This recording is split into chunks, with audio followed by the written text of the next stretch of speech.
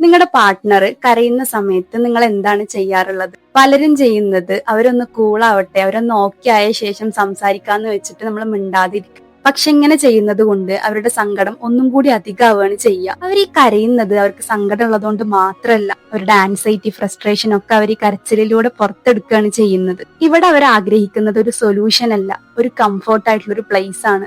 ഇങ്ങനെ നിങ്ങളുടെ പാർട്ട്ണർ കരയുന്ന സമയത്ത് എന്താ ചെയ്യാന്ന് ചോദിച്ചാല് അവരുടെ അടുത്ത് പോയെന്നിരിക്കുക, അവരെ ചേർത്ത് പിടിക്കുക. ഇങ്ങനെ ചെയ്യുന്ന സമയത്ത് അവർക്ക് കംഫർട്ടായിട്ട് ഫീൽ ചെയ്യും. എന്താ സംഭവിച്ചത് എന്ന് അവരോട് ചോദിക്കുക. അവര് പറയുന്ന ഓരോ കാര്യങ്ങളും ക്ഷമയോടുകൂടെ കേട്ടിരിക്കുക.